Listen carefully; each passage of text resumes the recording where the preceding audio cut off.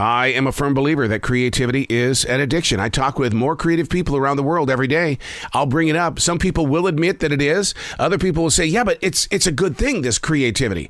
I didn't say it was a bad thing. I just said that at 2, 3 o'clock in the morning, when your mind is going, I want to create, you've got to be able to patiently and like a parental figure say, you need to go back to bed. Unplugged, because we will always say yes to creativity. Totally uncut, because we all make mistakes.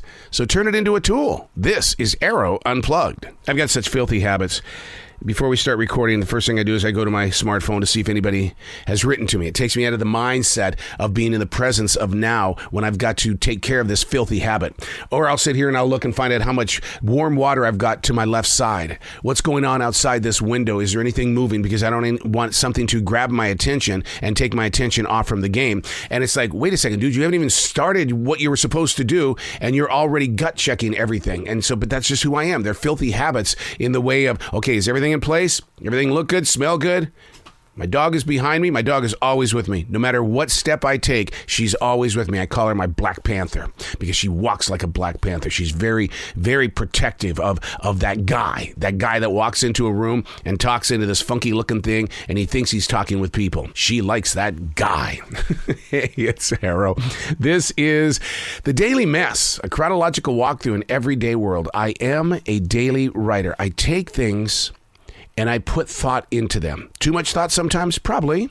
But you learn from it. And you learn how to break it down. There have been those days of writing. If I didn't have my discipline, then I would have been in a really kooky mood. Because when you dry yourself completely up when it comes to creative energy, all of a sudden you're just like, You can't even laugh at your favorite sitcom or your binge watch because your creativity is, it's gone. It's gone. And you've got to be able to be aware of that kind of stuff. This is the Daily Mess. Well, here we are. Back to a time limit lifestyle. You familiar with what that is? You've only got so much time to get your junk done. A time limit lifestyle.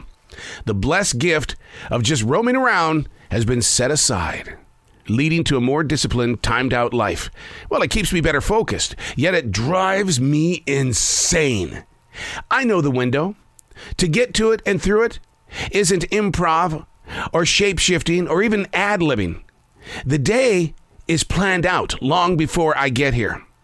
The goal and or job isn't to just show up, but to be fully executed the way that it was laid out.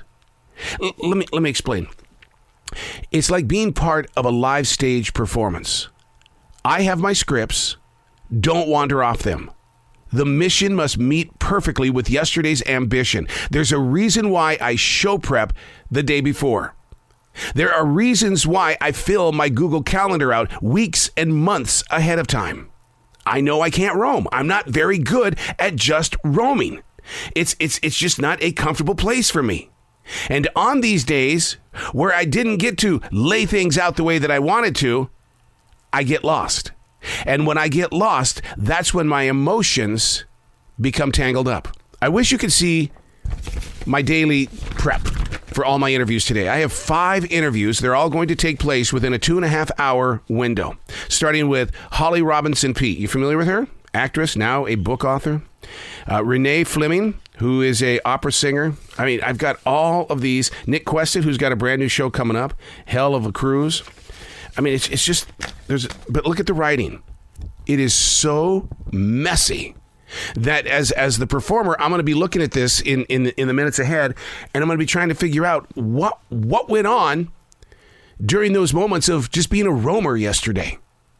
And when you find out that you are roaming, that's when you've got to refocus. In fact, in my defrag journal yesterday, it physically says, where is your defrag focus?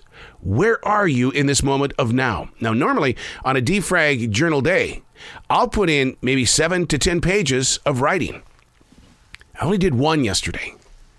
All of that roaming, and I got lost. So I'm going to ask you again, back to a time limit lifestyle. Time limit lifestyle.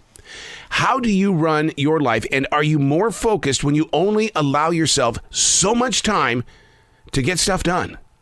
And getting to that moment, is it going to interfere with the creative mind that you hold if you're not being able to roam wherever you want to go? And it's so funny because I had this great lunch yesterday with my wife. We went and had sushi. Oh my God. Just all you can eat sushi at Mr. Tokyo's. And then she goes, well, what do you want to do now? Wait, that question was not on my calendar. I don't know. And so all of a sudden we began roaming, running around, wasting gas, wasting time because we were out there just roaming. How do you feel about that? How do you deal with those moments where it's like you lose your focus and you find out that when you're on the road, you're going, what are we doing out here? Why? Can we just go home to the forest and we'll go for the long walks through the forest and listen to the birds? Sounds kind of boring, doesn't it? No, it is a time limit lifestyle. You put yourself in a time limit and you build your day before you get to that day. I'm Arroe, and that's the Daily Mess.